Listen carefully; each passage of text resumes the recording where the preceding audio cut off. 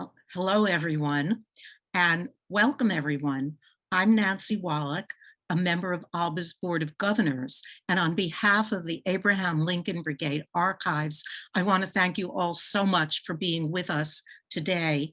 ALBA's mission is to preserve the legacy of the volunteers who fought fascism in Spain. If you are joining our events for the first time, be sure to check out our website for more information. You'll find links to our website in the chat, and also be sure to sign up to receive our quarterly publication, The Volunteer. ALBA is pleased to offer our programs free of charge, but of course, it's only possible through the generosity of our donors. Please do consider making a donation at the links which you can find in the chat. A couple of housekeeping matters. This event will be recorded. If you do not wish to be seen, please turn off your camera.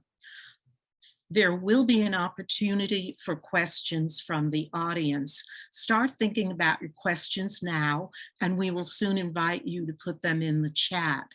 And with that, I'd like to introduce my fellow board member, ALBA Chair Sebastian Faber. Sebastian has been involved with ALBA since he won the George Watt Award in 2000. He teaches at Oberlin College and writes for US and Spanish media. His most recent book, Leyendas Negras Marcas Blancas, came out in November.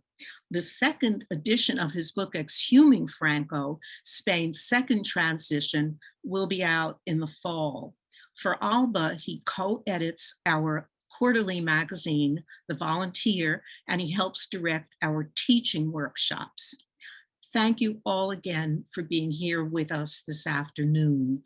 Over to you, Sebastian. Thank you so much, Nancy, for this kind introduction, and thanks to Dennis Meany for handling the logistics of all this, as he always does so masterfully. I'm really excited about this event. It's so great to see so many of you here. In a way, what we're going to do today is take you behind the scenes for a look at the work, the many, many years of work that have gone into the part of our website that gets most visits, which is our online biographical database. The sole force behind this project for the past 30-some years has been Chris Brooks, and we're very delighted that Chris Brooks, who has served on ALBA's board for a long time, is with us here today to share some of his work and to explain a little bit how he gets the information that goes into the database. And then I'll hand it over to Charlie Christ, who together with Dennis Meany will give you some sense of the recent work that has been done on the database, new search functions and new ways to connect different records. Charlie has been an intern at ALBA. He's also an alumnus of our Teacher Institute, and he's on active duty in the Coast Guard. Before I introduce Chris, I wanted to remind you that as Dennis said, if you prefer not to be seen, remember to turn off your camera, because we are recording this and we'll make it available through our YouTube channel, as we do with most of our events. And that as a 501c3, ALBA depends on your donations. We can only do this thanks to the support that you, our community, give us every single day, every single week, every single month. Recurring donations are the easiest way to support us, and then we can count on the income and plan ahead. But anything you can spare to keep the memory of the Lincoln Brigaders alive is very welcome. So thank you so much for your support. We really, really appreciate it. I know you're all waiting for Chris to take over, so let me briefly introduce Chris. Chris Brooks has been on the ALBA board for many years, way long before I joined.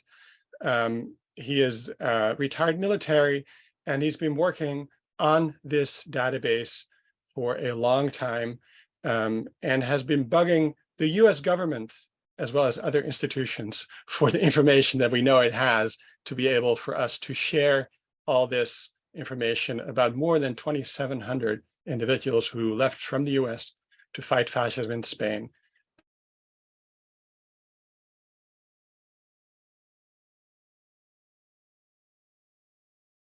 After that, I'll ask him some questions, and then we'll open it up to the floor. Given the amount of you present here and the interest that this event has created, we'll probably go over a bit. We generally try to stop at an hour exactly, but I got permission from Dennis to go over by 15 minutes or so. So we'll probably try to shoot to end at like 5:15 or so. So once we get to the Q&A, I'll give you some other instructions about that. But for now, Chris, take it away. Thank you so much for doing this. Thank you, Sebastian. First of all, can everybody see this okay? Yes. Excellent. First off, I really wanted to be clear that the database it's not just me, it's a product of many people's efforts over the years. I've been so lucky to work with exceptional individuals who contributed information, corrections, new material, and just sometimes leads on information. The database is still a work in progress and new materials coming in all the time. When I first learned about the veterans of the Abraham Lincoln Brigade, I was exploring a master's thesis on the Black volunteers. That work eventually led to an opportunity to work on the database and join the board. The Abraham Lincoln Brigade, or ALBA, is continuously working to improve the veterans' entries. My talk today is entitled, "Why did it take so long to build a database?" On the face of it, I think that answer is pretty simple, but I think it is more complex than just the volunteers' political affiliation. In order to answer the question, I believe you have to look at the sources of material for each of the volunteers. We use a wide variety of sources that we consult when we build a volunteer's entry.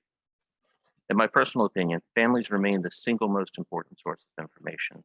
Family members over the years have assisted in correcting information, providing additional information, photographs, and documents. We also use many primary and secondary sources. These range from pamphlets, newspapers, master's and doctoral theses, a host of books, oral histories and letters.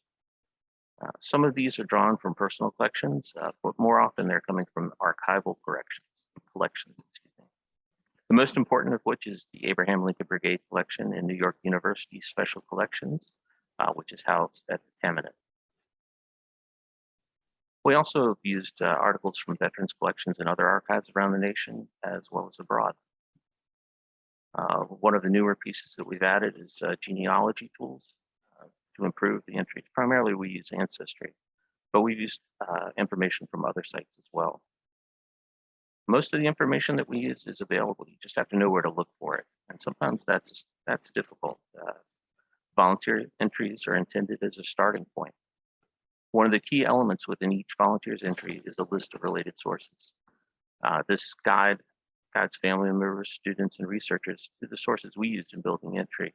But of course, it's not exhaustive. There are other sources that we just have not found at this point. The amount of information has slowly but steadily increased over the years. Starting while the veterans were in Spain and through World War II, and also moving into the 1950s, the veterans produced a great deal of information about themselves. But oddly enough, the entity collecting the most information about veterans was the US government. The United States State Department was actively involved in collecting information on the volunteers. State Department officials wrote reports on each group of Americans as they arrived aboard passenger liners in France. Many of these ships were met by consular officials who sometimes offered to pay the volunteers to return, providing a fare and allowing them to just return to the US. Very few, of course, took that up. While the volunteers were supposed to be traveling in secrecy, the government found it pretty easy to identify the volunteers. The government quickly found that the Communist Party, who was booking the transportation, was booking the volunteers on third-class group tickets to save money. So it was pretty easy for them to simply request third-class passenger lists from all of the lines transporting passengers. It's quite likely that the sale lists that show up in many of the volunteers' entries that I initially ran across in the Veterans Office were compiled from the State Department reports. There are two documents that we call the sale list. They were nearly identical. One is organized alphabetically by volunteer's name, and the other by ship and date sailed. State Department records also include correspondence with the International Brigade headquarters about the health and welfare of the volunteers. They forwarded messages to the volunteers from family members, and at the end of the war, they documented their assistance in repatriating volunteers and in obtaining the release of the POWs. The State Department records are held in the State Department archives in College Park, Maryland, but it is far easier and more convenient and also less expensive to work with these as a microfilm copy, which is what I'm showing on the screen at this time. These can be obtained through interlibrary loan, and there are multiple microfilm reels. I've worked with far less than half of them. It is a huge collection. This material complements the wartime material published about the veterans. During the war, the most common sources on the veterans were pamphlets, newspapers, articles, magazine articles, and various newsletters. Many of these sources are useful and interesting. For one thing, local papers are great sources. They printed many articles on local volunteers. Some newspapers are less enjoyable. Raleigh Froman, a volunteer who was later killed in Spain, wrote to friends, quote, "Follow the news closely and you'll read how us Yanks wiped out the fascists from Spain. And of course, yours truly will contribute his bit towards victory. I may remain alive to tell you about it. In case you don't hear from me for a very long time, see the Daily Worker. It publishes the names of the dead." The Daily Worker did indeed list the names of the dead, though not in Froman's case.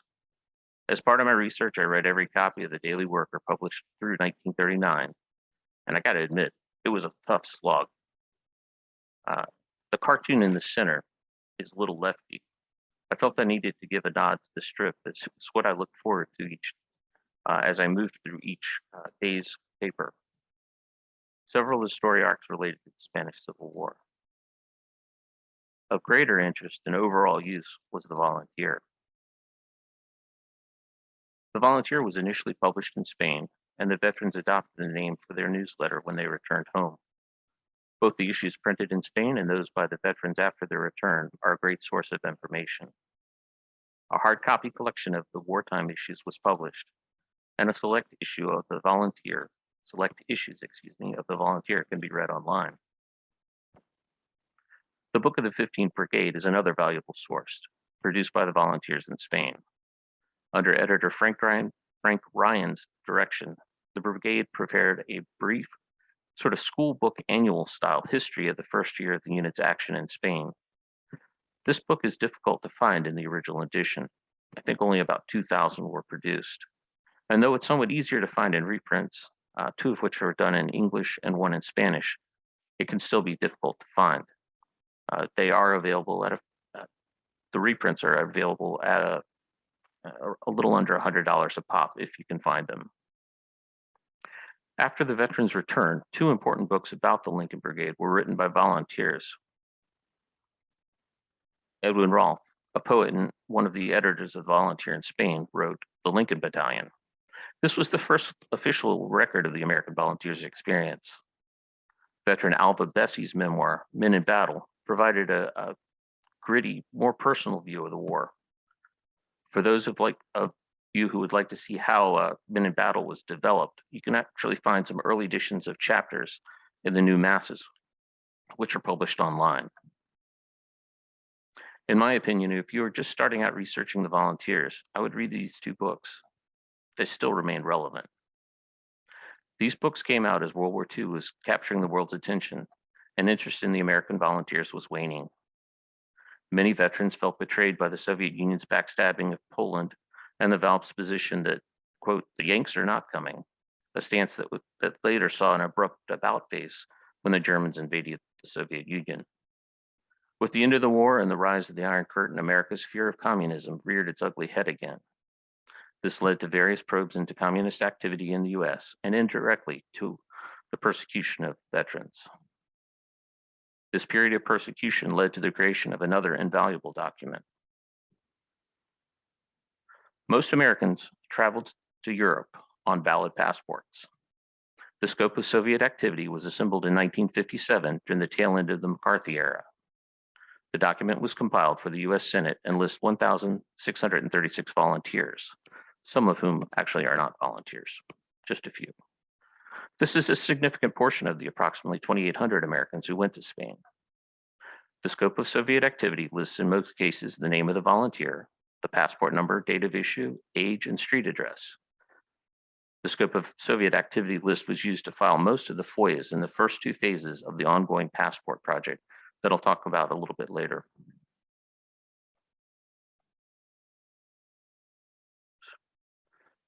By the 1960s, VALB membership had dwindled, but academic interest in the IB and the Lincolns was rising. Three significant histories were published at the end of the 1960s. Veteran Arthur Landis, the Abraham Lincoln Brigade, Robert Rosenstone's Crusade of the Left, and Cecil Eby's Between the Bullet and the Lie. All three of these books are worth reading, in my opinion. Landis vetted his works with other veterans, and those tapes are available online. Some of those tapes are available online. Rosenstone conducted extensive research, and his book gave one of the first studies of the volunteers' backgrounds.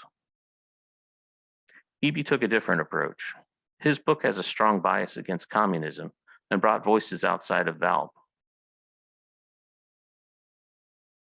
One of the veterans his book relied heavily on was William Herrick, an author himself. He wrote a semi-autobiographical novel, Hermanos, and later an autobiography. Sandra Voros, another veteran who broke from the party after his return, wrote American Commissar. This book is worth reading as well. Voros was head of the American Historical Commission within the brigades and had a better overall view of the activities of American volunteers than did the average soldier on the ground.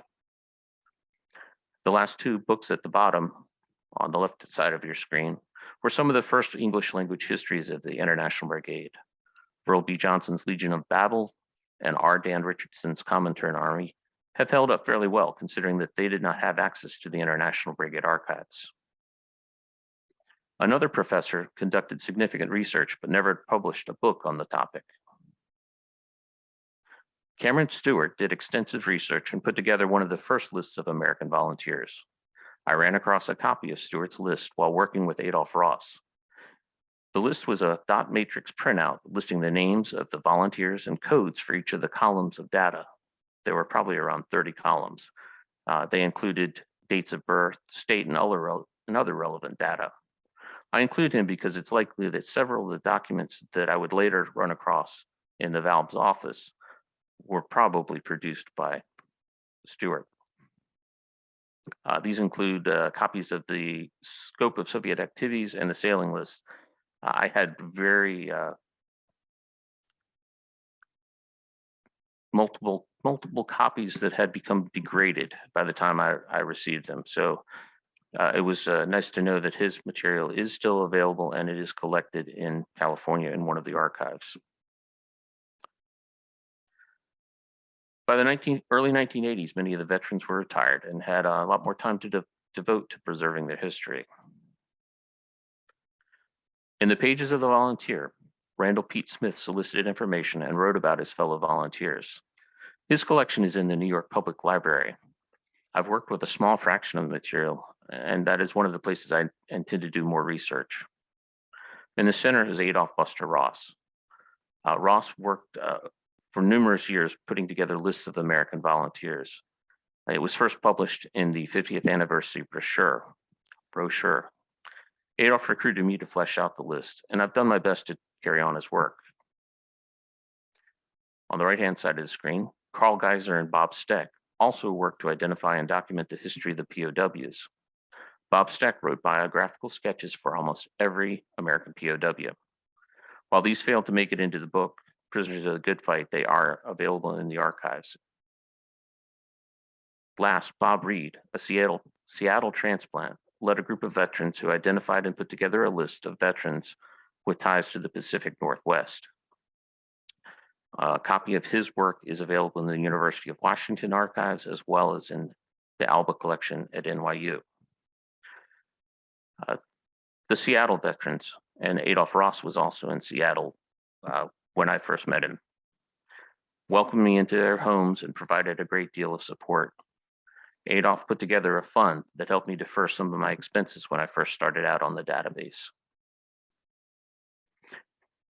The veterans were pretty well known in the 1980s for doing their ambulances to Nicaragua, but they also set up the association that formally preserves their legacy. The Abraham Lincoln Brigade Archives, ALBA, was established as a nonprofit by the vets. They established a board that included both veterans and supporters. ALBA, as many of you know, has gone on to sponsor national and international exhibits, fund books, maintains the volunteer both in print and more recently the online edition, helps establish the monuments to the Lincolns and maintain them, and they continue to issue the Watt Prize and sponsor the Sussman lecture series. ALBA continues to keep the memory of the volunteers alive. I got involved in the 1990s. Saul Wellman, who was living in Maryland, Solly was the second commissar of the McKenzie-Papineau Battalion, let me use his library to do research on the vets. Saul was a tough guy. In World War II, he was a paratrooper and was shot and captured during the Battle of the Bulge. While his captors were distracted, he crawled into a ditch and managed to evade the Germans and survive. I mentioned Saul because he asked me for a significant contribution to help purchase and bring microfilm copies of the IB records from the Russian archives. At the time, I was a struggling graduate student, but I put up what to me was a significant chunk of hard-earned money, and I guess he figured that proved I was dedicated, so he nominated me for membership on the board. Those initial microfilm copies of the records were amazing, but research became much easier when those records were placed online.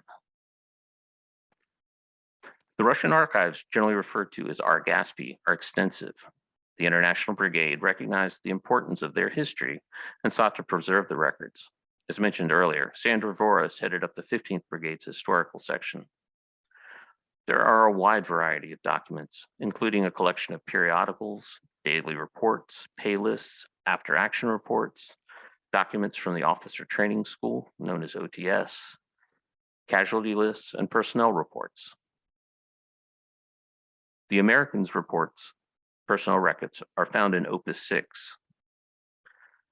The only real drawback I can note when working with the archives is the fact that the American records, some of which were cataloged by Bob Merriman's wife, Marion Merriman, one of the only women in the 15th Brigade, were rearranged by the Russian archivists. The personal records of the Americans are distributed all across Opus 6 with volunteers sorted by nationality. You'll find American volunteers mixed into Canadian, British, Puerto Rican, Filipino, Cuban, and even stateless veteran files. I'm still working my way through these records. Sometimes in the personnel files, all you'll find for a person is a small piece of paper with their name. These are referred to as fiche. It has their name, possibly a little bit of information, and some variant of Ver Gen Amer, or see the American General Files. As noted, the American General Files were broken up, so it's oftentimes difficult to track down more information on some of these volunteers. When using the records, you'll find many of the earliest records are in French. Much of the administration in the early days of the IB were Frenchmen. Later records are more often in Spanish, especially after the IB were formally integrated into the Popular Army. I find that I can now read Spanish a little more readily than speak it, though overall, for me, both efforts are pretty abysmal. Spanish to English programs are thankfully readily available online. Many records are copied out in multiple languages, including Russian, sometimes in Bulgarian. The page reproduced here are from Sidney Horowitz's file. He was one of the early volunteers.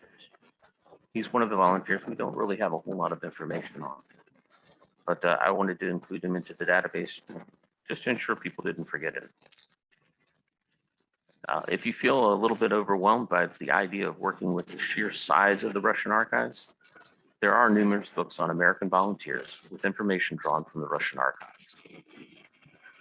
Some say that there are more than 50,000 books on the Spanish Civil War, and they're almost certainly correct. A good number of these books are in English. I've gathered on this slide a small selection of my personal library, as well as a few that I'm looking for. Those that I don't have are currently on my Amazon list, which I'm slowly whittling down. The books run from memoirs, biographies, collections of letters. Some are oral histories, and there are also family histories compiled from genealogical records. Some are exceptional, some are very good, and a few are less useful. I would be remiss if I didn't mention another source. Again, we're going to go back to the volunteer and its online version. They've run more or less continuously from 1938. They provide great insight into what was going on within VALV across the decades, the veterans of the Abraham Lincoln Brigade. And the 1980s were an especially active period. They have many of my favorites. They ran histories of lesser known units that Americans served in. Many of these are available on the online edition. For example, the group listed under the artillery series. The volunteer continues to feature a mix not only of current content, reviews, but also of historical art. It's also where I provide periodic updates on the Passport project. Much of my effort over the last few years revolves around the Passport project. Freedom of Information Acts for volunteers, passport applications are available to some degree. You have to know their passport number for the most part. Most of these, of course, come from the scope of Soviet activity, but others are we found on returning ship passenger lists, which sometimes list the passport. We've filed those with passports within the first two phases, which are now complete. The third phase is going to be kicking off in a couple of months, and that during that phase, well, I'm going to be filing for volunteers who we believe traveled on a U.S. passport. Most of those would be veterans who returned. So we should find either their original passport application or a certificate of identification that would have been issued to volunteers returning who had lost their passport. To date, we filed a little more than 1,800 FOIAs, Freedom of Information Acts. Of that, we've received 308 volunteer records back. We've received additional, about 35 additional where they were unable to locate the volunteer. In the 1980s, sadly, the government disposed of a considerable chunk of records that they felt were not useful. I do remain hopeful that we'll see continued success as the passport services in the United States Department of State are currently still working through a huge backlog, which was accumulated during the COVID period. I would like to take a moment to say special thanks to Regina Ballard, the Division Chief of the Office of Records Management, and my contact in her office, Miss Lisa Reimer Van Hoos, as well as the whole staff for all of their efforts to locate these invaluable records for us. Many of the passports that we have received have provided leads to find other volunteers within Ancestry. Ancestry.com for volunteers, that we have enough information to pin it down to the correct name. When we get those matches, we can pull a great deal of information from it.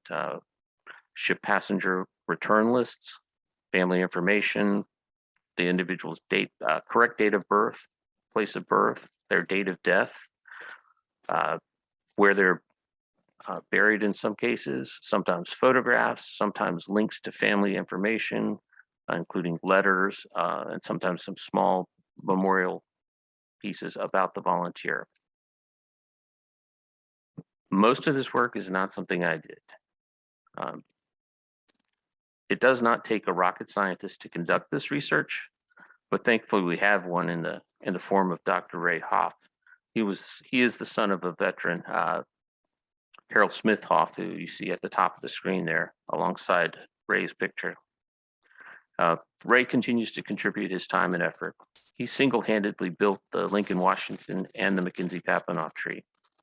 Many of you are likely to know his name from transcriptions of Robert Merriman's diaries, his organization of the Memorial Day and Remembrance Day honors at the graves of American and Canadian volunteers, and as well as the articles he's published about his father and the volunteer.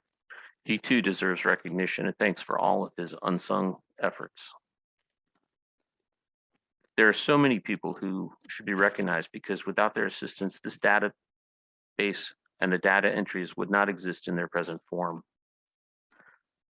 Current and former board members, ALBA staff, Richard Burmack, whose photos are now featured in the database, family members of the vets who provided information, former ALBA archivist Gail Malmgren, the late ALBA archivist Victor Birch, and a host of fellow researchers, including people like Lynn and Nancy Sue, Richard Kraljic, the late Richard Sanders Allen, Matt White, Alan Warren, Peter Vanderberg, and that's just to name a few.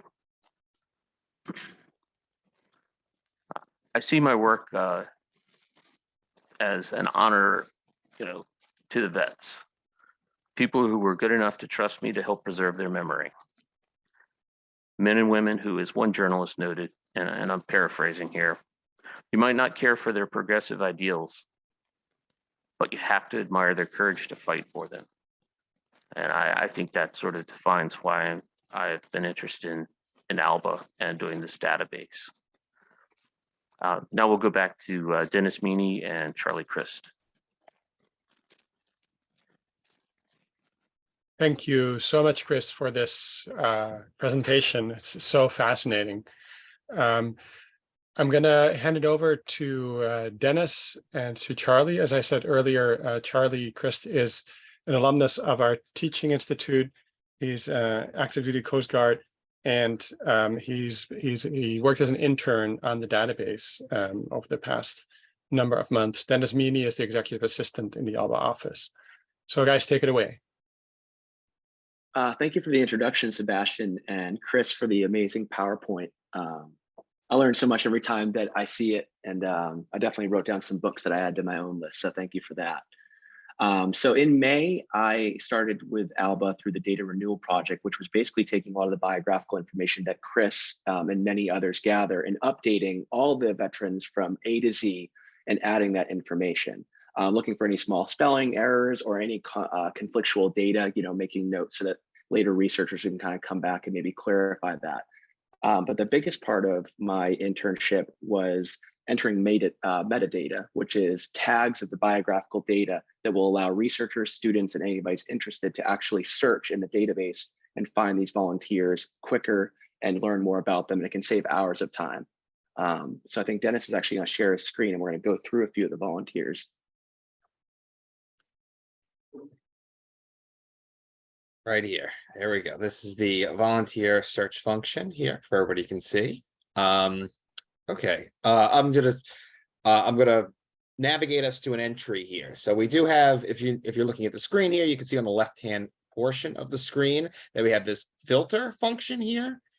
So by doing this, we can search by a number of filters that will show and then this list will populate with veterans that conform to that search function. So we're going to look up one of the more famous veterans here, and he happened to travel to Spain on the ship, the Ile-de-France. So we're going to select the ship search function here and import Ile-de-France. So this list will now populate with all the veterans who traveled to Spain on the Ile-de-France, which was, as Chris was talking earlier, that was found in ship manifest lists and stuff like that. So these are all the ones, but we're going to go to all the way down to the bottom to one in particular.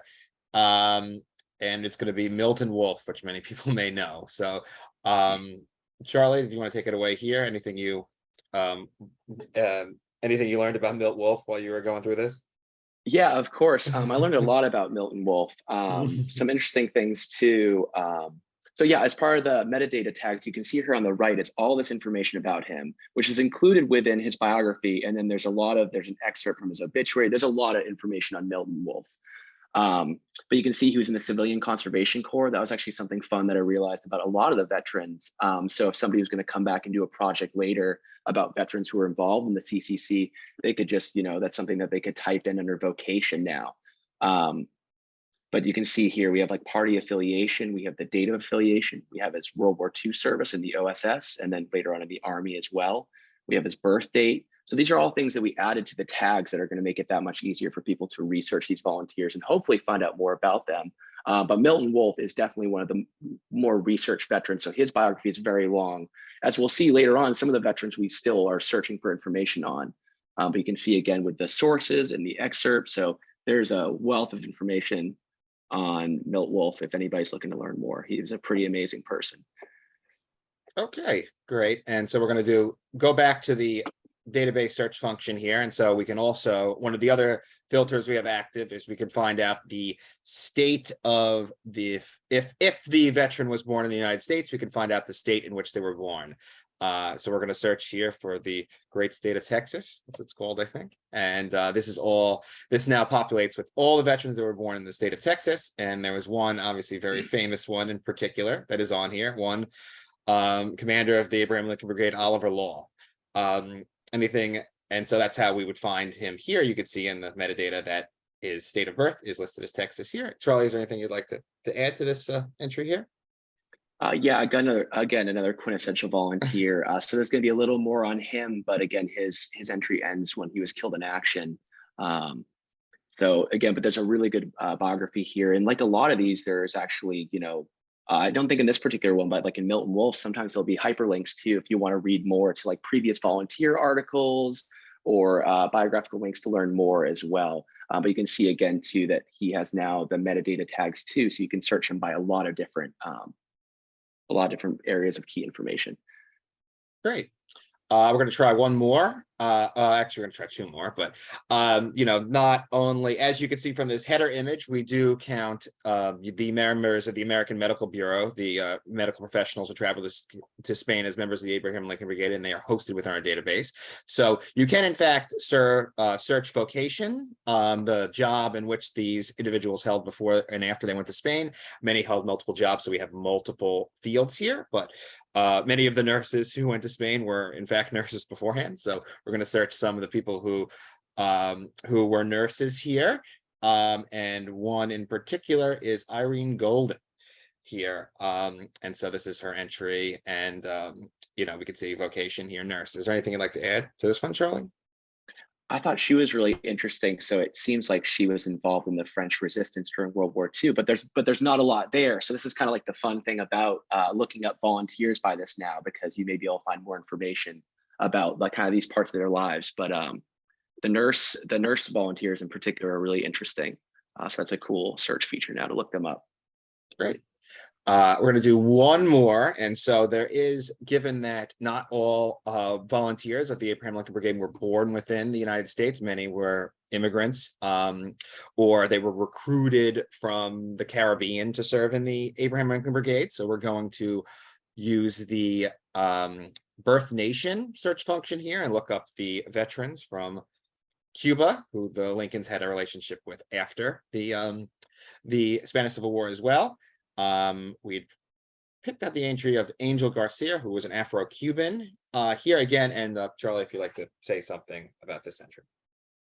Yeah, so as you can see with his, it's a little shorter. We don't know a lot about him after. The last thing we have is that he was demoted at some time in Spain from the unit. So we have a lot of the biographical data on the right there, but this is again representative of some of the other volunteers that we don't have a ton of information on.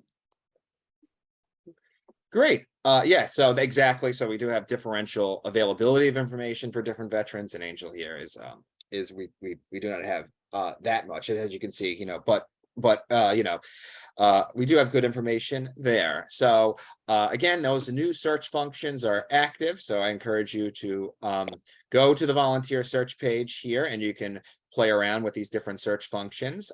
We didn't use all of them here, but you can look at them within this drop-down menu. And yeah, I encourage you all to do so. If you're looking for a veteran and just don't know anything about them, or just want to know their name, you can use this this tool here, which is the directory, which lists all the veteran entries we have in alphabetical order. You can also search by letter or type in a name. So for instance, if I wanted to look up Hi Wallach here, I could find him right there. And also, even if I spelled his name quite wrong, I might in fact still find it. So don't worry, you don't need to get the spelling precise. So those are the functions. I encourage you all to do it and explore this vast array of archival data that Chris Brooks has put together. Okay, well, thank you all for letting me share my screen with you. I think now we can kick it back to Sebastian. Thanks, Dennis. Thanks, Charlie. Thanks for all this work. Thanks for sharing some of it. I'll just ask Chris a couple of my own questions, and then we'll open it up to the Q&A. As I said, we can go until about 5:15. As I've said in the chat, we'd love your questions to be of a more general nature. If you have specific questions about specific entries, specific volunteers, we very much welcome your questions, additions of extra information, materials. You can always email info@albavalp.org for that. And please allow some time for triaging and processing. One of the things that always strikes me in this project is its sheer size, right? We're talking 2,800 or so records and so many sources, and it's a massive project.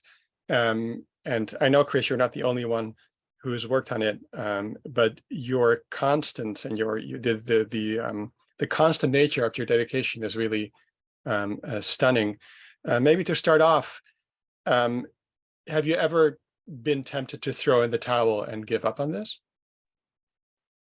No, actually not. No. Short answer, no.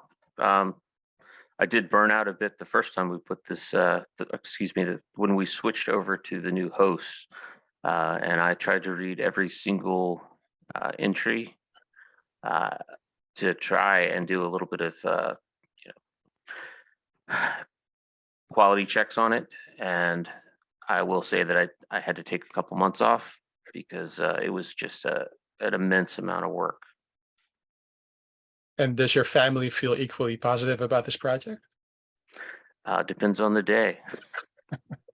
My wife has been very supportive of me. Obviously, you can't do something that takes up a considerable amount of time if you don't have the support of your family. And I thankfully do have the support of my wife and my daughter. So I've been a lucky guy in that regard. For all these years that I've worked on this, I've dragged them all over the place. My wife and I actually dragged her all the way out to Seattle for our honeymoon because I really wanted her to actually get to meet Bob Reed and Adolph Ross, who, among many other veterans out there, like Abe Osheroff, who had the world's greatest handwriting. But it was important for me to meet them because they were special people in my life. Yeah. I want to ask you about your relationship to the U.S. government and the relationship of the vets to the U.S. government. As you explained, it wasn't always a positive relationship. There was a lot of suspicion, a lot of surveillance. On the other hand, thanks to that surveillance and careful record keeping, we now have a fount of information that we can still draw on. And I couldn't help notice that you explicitly acknowledged people in the State Department who have helped you dig up files. The FBI was probably the agency most hostile to the vets from the get-go, but throughout the 50s and 60s.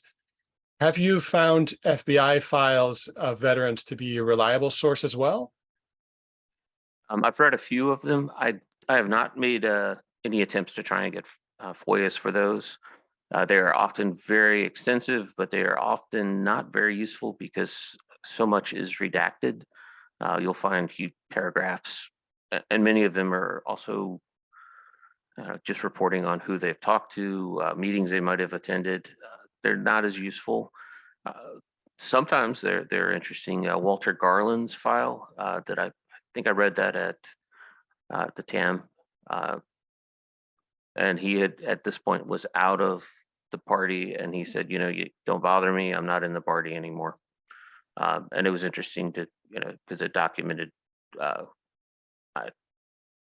that he had split from the party at that point, and he had been something of a leading figure. So yeah, some of them are interesting. Many of them are sort of boring. Have you found U.S. government officials being less or more cooperative depending on the person occupying the White House? Honestly, no, because mostly I'm working with government service people, and their job at the, in the records is to help people find information about their families, and part of it is, you can't even file for it until the person would be 99 years old, or you can prove that they were deceased. At this point, all of the American volunteers fall into the 99 years or older group. So I've been able to have pretty much freedom of what I can file for. And one final question. Have there been particular volunteers or particular chunks of information about their lives that have proven particularly elusive to you? You're kind of like, that have frustrated you over the years because you haven't been able to get to this particular person, a particular part of their lives that you really want to know about? The first commander of the Lincoln Battalion, James Harris, we still don't have much information on him. Ray Hoff actually found where he was executed. He was executed in Spain. He probably should never have been put in a position of command.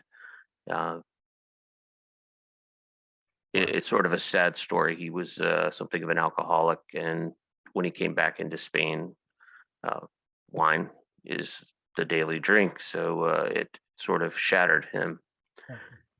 And sadly, he broke down at Jarama, and later failed to have his men advance in an action, and the result of that with the Polish was his execution. So we still know very little about him. That's we know James Harris wasn't his real name. We believe he was Polish, but nobody really knows. At this point, we have not found enough information. He was a merchant marine. Some of the veterans knew him. Many of the early vets knew him, but he's one of those that we just don't know. Wow. Well, thank you. I'll go ahead and open it up to some questions from you all. I can tell you in advance, we won't be able to get to every single question. There's just too many of them and too many of you. But like I said, feel free to email us at info@albavalve.org. And given the sheer size of the interest for this event, we're considering doing a follow-up event focusing maybe on particular subsections of the volunteers, those who served during World War II, for example, or whatever we come up with. But this won't be the last time we do this, I want to assure you. Dennis, can I resort to you for some questions? Absolutely. So how this will work is I will, you can ask, if you feel comfortable, you can ask the question of the panelists yourself. So I'll unmute you and you can ask your question after I call on you, or if you don't feel comfortable with that, I can ask the question of the panelists for you. So we're going to begin with, and who I believe has their hand raised now, is Robert Jan. If you'd like to ask your question, you can go ahead and do so now. I believe it regards the British National Archives. You should be able to unmute now. Okay, right. Hang on. Can you hear me? Yes, yep, loud and clear. Right. I have two questions really. Well, one, that a few years ago, the British National Archives released a large amount of information from the British security services, which, from what you were saying, was very much the American security services were a source for a lot of your information. Have you had a chance to have a look at that information, and have you found any kind of correlation or anything useful in that in those archives, given that the brigades were kind of, there was a lot of crossover and a lot of and the other question is, given that the brigades were very incredibly diverse, is your database searchable in terms of whether someone was African American or Jewish or whatever? Anyway. On the first question, I have not actually seen the British records. Okay. In that regard, I have worked with people from Britain. Second one's easier. Yes, there we do have some ethnic information in there, but I'd have to defer to Dennis on whether we've added a spot for that. We do not currently have a ethnicity search function or anything like that. We do have is, I mean, if someone is a national who was born in another nation, you can look up their country of birth. But if you, I mean, we do not have a search function for African Americans or Latin Americans or anything like that currently. You know, it's that said, we do the records do mention African American, Native American, things like that. So if you just do a word search for those terms, you'll get to them as well. So I did Native American, and the 5 Native Americans popped right up, for example. And thank you for your work, guys. Cheers. Sure, thanks. great. Okay, we're going to go to now, if you feel comfortable asking the question. I believe Paige Delano had a question regarding one of the archival materials, which is CP status. If you look, Paige, if you'd like to ask your question, you can do so now. Yeah, I've been researching the women in Spain, the medical workers, and I've come across a number of women who on the database were members of the CP before they left for Spain, but in later years said they were not CP members. That Irene Golden Spiegel said she was not, and Salaria Kia, the only Black nurse, both said they were not members. So is that, I mean, I don't think it's unusual because of the Red Scare, but can you comment on that? Yes. For those, I am pulling from several different sources, mostly coming out of the Russian archives. One list is often cited, we cite as the cadre list. It was a list that indicated all of the volunteers who were Communist Party members or young Communist Party members or anti-fascist.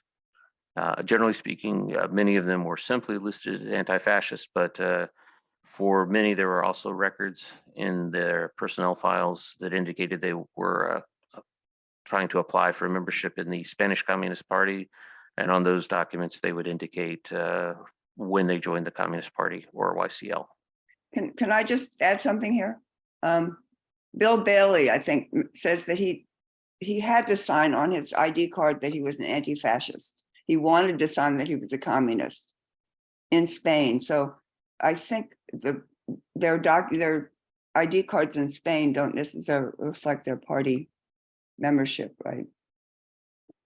I believe that you're correct. In some instances, they weren't. They were told not to sign in as party members. But yes, on other documents, it does. It's very clear that they did track who was a party member, who was not. Great, thank you. Thank you, Chris. Thank you for that question, Paige. Now we can go to, I believe, Josie Urich asked a question as well. Josie, you could, I believe your question was about the validity of sources. You can ask your question now if you'd like to. Should be able to unmute.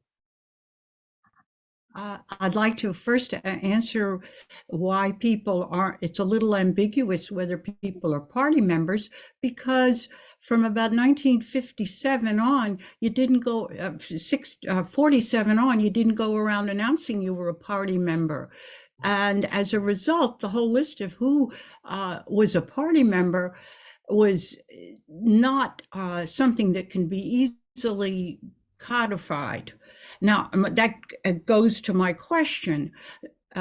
Researching from somebody like Ebby, who happened to have been a professor of English, but he was never a professional historian.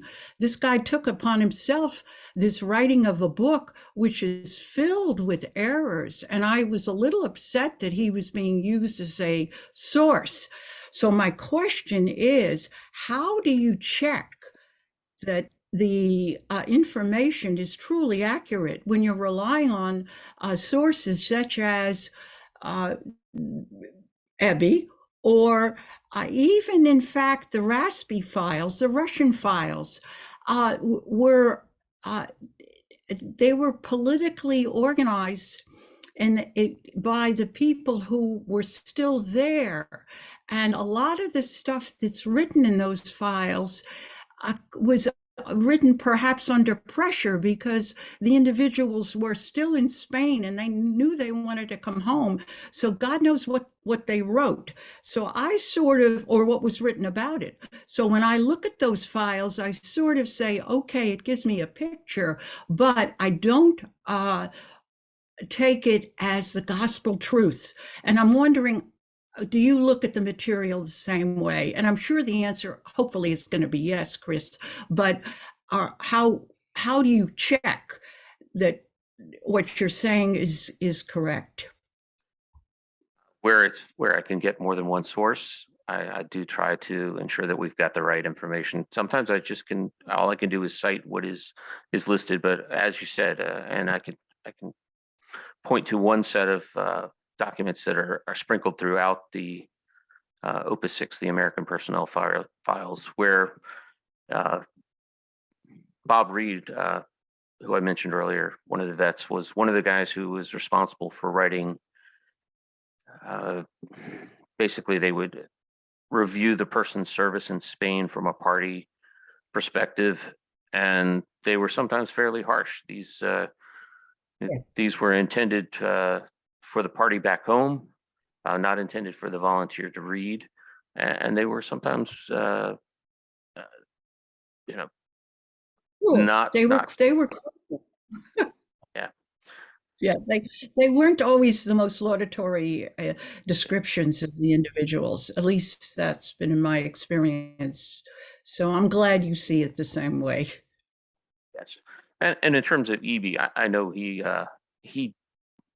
in his later version of the book, he did attempt to use some of the Russian archives, but again, he had a distinct anti-party. So even though you can sometimes see where he admired individuals, he definitely was anti-communist, and it does color what he writes, and you have to understand that when using his information. To me, though, it's an interesting book because he is pulling some of the information from veterans who had broken from VALB. Thank you, Chris, for answering that, and thank you, Josie, for that question. Okay, I think maybe we can kick it over to, this is a question about the actual collection of information from family members. And Alejandro Batista, would you like to ask your question? If I've unmuted you, you can ask your question now if you'd like to. Yes, thank you. Thank you for giving me a space here, and thank all of you for all the work you do. Yeah, my question was about if you have ever come across with problems with family when you were just retrieving material and all that, because I remember Antonio R. Celada, which was my tutor back when I was doing my master degree. And he told me that when they were designing this translation of Ted Allen, a Canadian correspondent, they didn't give material or permission to reproduce the text. The family of Ted Allen didn't give them the permission. So yeah, my question was if you had ever come across with problems with family members. On occasion, it's a rare occasion. I have had issues where the family was not happy that I'd said somebody was a communist or that they'd had to stay. And generally speaking, if the family does not want that information included, I will usually try to step back and just cite what is in the archives, or not cite it so as to not make a stir in that regard, because it is their family. And but if you go in and read the archives, and if you are a researcher and following the sources that I've provided, you'll find out that information. We try to, and it's only happened in a couple of cases. I'd have to say, generally speaking, one of the greatest things about doing the work on the archives is when I've been able to help families who didn't know much about their loved ones who were killed in Spain, or so many of the veterans didn't really speak of Spain to their families, what they did. So when I'm able to provide some information to the families and that makes them happy, that makes me, that just is the best thing to be able to assist. Thank you, Chris, and thank you, Alejandro, for that question. I'm going to call on now Daniel Citron, who has a question regarding the MacPaps. Daniel, you should be able to unmute and ask your question now. Thanks a lot, Dennis. And of course, Chris, thanks again for this really, truly foundational work that you've been doing for ALBA for so many years that has been so useful, so helpful. I'll try to be brief. I had a question about the MacPaps, and in some ways it speaks to several other questions I saw on the chat here. For those who don't know, that originally we had the Lincoln Battalion, then there was the George Washington Battalion, and the Mackenzie Papineau Battalion, which was supposed to be Canadian, but was, I believe, a majority Americans. And at some point, people began referring to them as the Abraham Lincoln Brigade to sort of essentially combine all those the battalions where Americans served. My question, Chris, is there any kind of Canadian archive or central place for information about the MacPaps, or are their records simply just scattered with the rest of the American records and Argasby and so on? So, first of all, in Argasby, the Canadians are just like the Americans. They're split up by nationality. So you'll have to look at a lot of different sources to find them. In terms of archival records, the best person to ask is Ray Hoff. Ray's dad served in the MacPaps, and he has been headlining the research there, along with several other people. But they do have a good website that has a complete has biographical sketches for each of the volunteers. They've really made huge strides over the past 10 years. There's quite a bit of information now out there on the Canadians. Okay, thanks. So what's the URL for that, Chris? The website? I'd have to find it for you, but I'll send it to you right after this. Okay, great. Thank you. Ray, would you like to speak to anything? Ray, I'm going to allow you to unmute yourself and say anything you'd like about your own projects. Yeah, thanks. I'll just make a quick comment to Dan. I sent Dan a direct message to that question. There is a parallel archive that's run out of Dalhousie University called Spanish Civil War cat, which has the biographical information of people who went from Canada. I mean, the question is, if you're a MacPap, doesn't mean you're Canadian. Right. If you're in the Lincolns, doesn't mean you're American. Right. So Chris and Richard Baxell and I kind of came to a conclusion, along with Jose Alejandro in Cuba, is that we would use the place of departure as a way of sorting through so we don't duplicate a lot of the records. So there is a parallel archive run by IBMT that Richard Baxell, who was on, and he just sent me a note. He had to go put his kid to bed because he's in England, so it's late. But he is responsible for that site. I provide background to the people at Dalhousie who put the Canadian information online. It doesn't have all these new search functions that ALBA has been able to provide because they're basically unfunded. In fact, most of the people who are associated with it lost their grant. So it is a place to start, and it will have information of where to look in Regasby for certain people who left from Canada, even if they were American. An example would be Abe Harris, who was the intendant in the Lincoln Brigade in Albacete, who it said left from Winnipeg and lived in Winnipeg. So we have to exchange back and forth between Chris and Richard and myself about, is he American or is he a Canadian or is he international? Right. So we try not to duplicate. So those links, I put it up to you, Daniel, and I can put it up to everybody on the chat. Thanks so much, Ray. Thank you, Ray.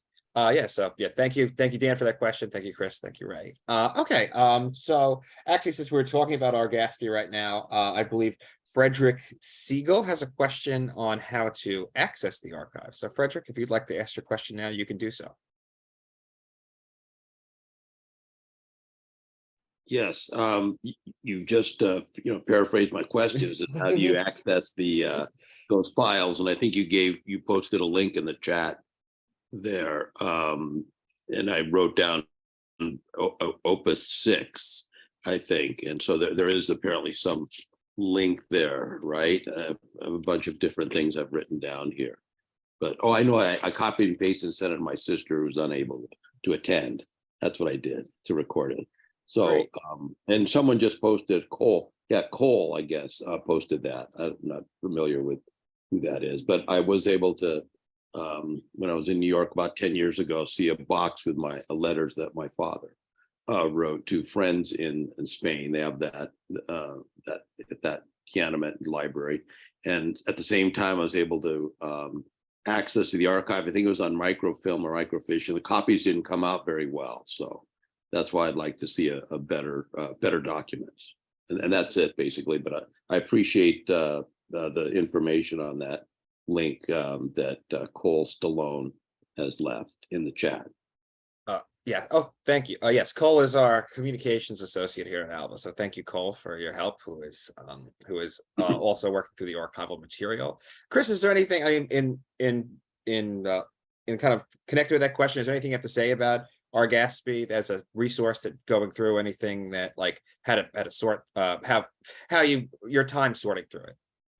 Oh, it's an amazing amount of stuff. One thing to be careful of is some volunteers have the same name and their records are sometimes intermixed, which has caused me to have to put notes down to say, hey, this doesn't match, and then we have to go back and figure that out.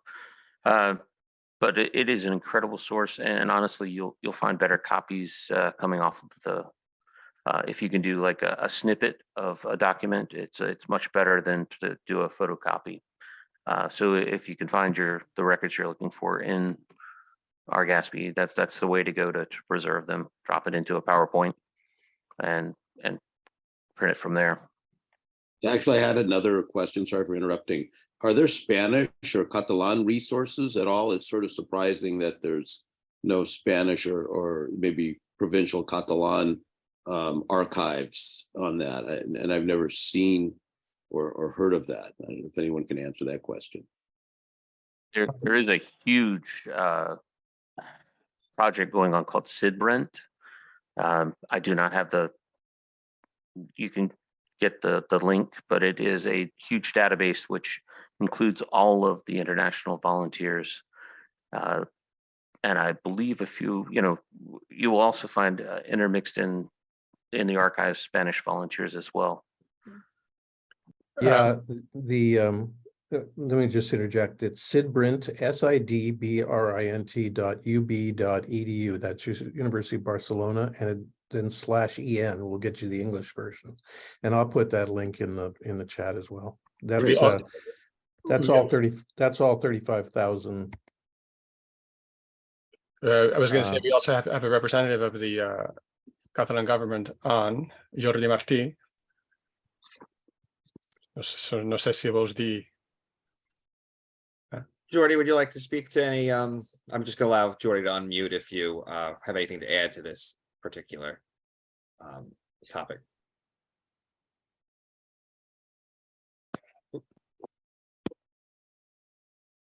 I'm not here as a representative of the Catalan government.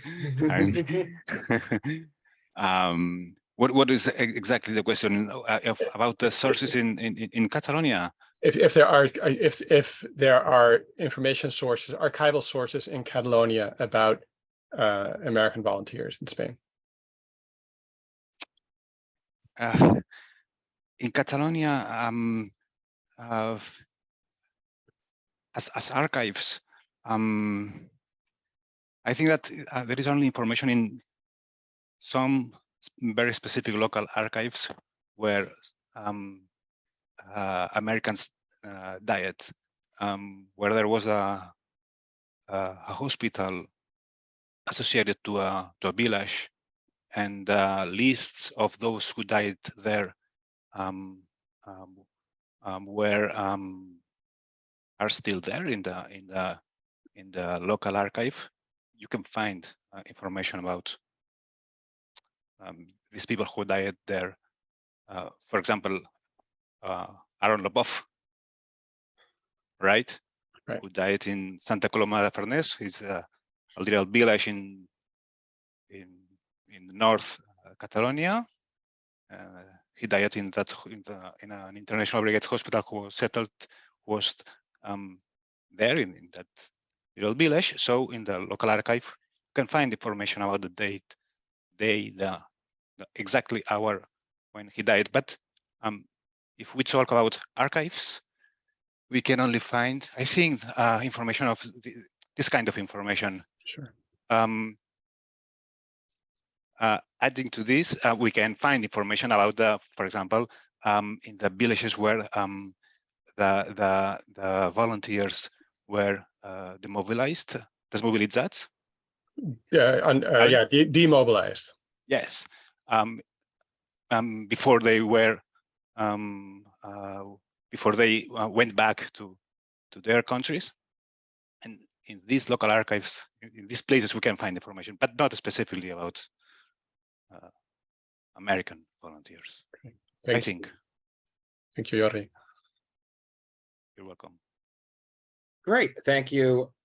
Thank you all for the questions there. I think maybe we have time for one more question because we're approaching 5:15 p.m. Eastern now. I think I call Joanne. Do you have a question you'd like to ask? I'm going to allow you to unmute to ask your question. Joanne McBurney. Yeah, I just wanted to comment partly on what Joe said, Joe Urich, because I had the same experience. And I'm not as well read or well informed as most of you, but I do remember my dad speaking about his experiences in Spain. And some of the information that I have seen published about him was quite alarming. And for example, I was just looking at it, said he was a member of the Communist Party, and that's kind of news to me. Also, I saw published somewhere that he was in a drunken brawl and was disciplined, which absolutely flabbergasted me because my dad hardly touched any alcohol whatsoever ever during my lifetime. And he used to tell stories about when he was in the army, he was the one they sent out to the bars to bring the drunks back. So I just kind of, when I read that, I was really upset. And again, the thing about the Communist Party, to my knowledge, my dad was never in the Communist Party. So anyway, some of the information has been corrected. I did send in a letter and some of it was corrected. But again, I want to second what Joe was saying, that some of this stuff is kind of coming out of nowhere. And for some of us, it can be quite distressing to be reading some of it. Chris, do you have anything to add to that?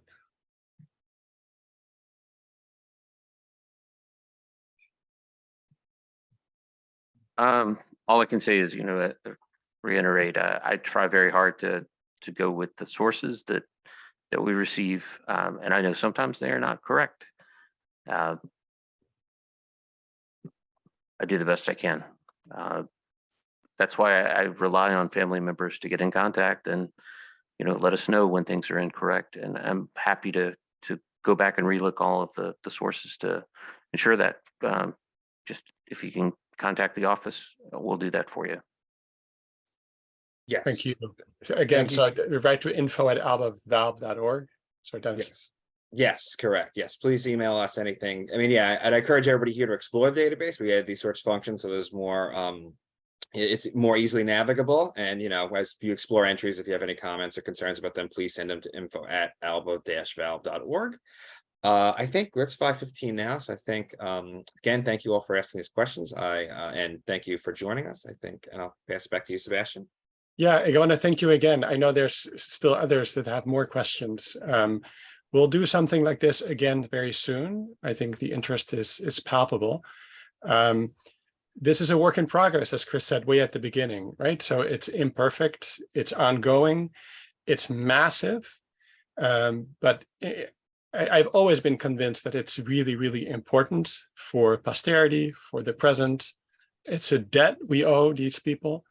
And I'm really, really grateful for all your support for the work that we do, and for Chris's work and Charlie's and Dennis and everybody who's worked on this massive project really since 1937 or so, right? It's been, as Chris said, the first record keeping, the first storytelling, the first monumentalization of this started right while the war was going on still. So it's stunning in some ways to think that we're still doing this, and it's gratifying to think we're still doing this 80 years or so later. So thank you all for attending. Thanks for your support of ALBA's work. We are a nonprofit. We exist thanks to your work, your support, and your contributions to projects like these. Tell your children and grandchildren. These stories have to continue. We are very interested in hearing children's and grandchildren's stories increasingly. We want to try to tap into younger audiences. Not that you all don't look very young collectively, but even younger would also be nice. And as I posted in the chat, one of our big programmatic projects is to get these stories into US schools at any level, but especially middle school and high school. If you know secondary school teachers or college teachers or whatever teachers in Spanish, in history, in English, whatever it is, who would be interested to hear about these or to teach about these stories, alert them to our teacher workshops. Our next one is a 5-week online workshop, very feasible. We meet once a week in the afternoon, once over 5 weeks' time. The registration deadline is February 23rd. The link is in the chat, but I'll post it one more time here. Please let teachers know. Charlie joined one of our workshops, and I think I can say that he enjoyed it a lot. These are very, very, for us, it's great to work with teachers, and it's the way to get these stories out there and to have 16-year-olds use this database and research volunteers, right? So take advantage of this incredible work that Chris and company have been doing. So thank you again, everybody. We hope to see you soon at our next event, and tell the world about all this. Thanks so much. Bye.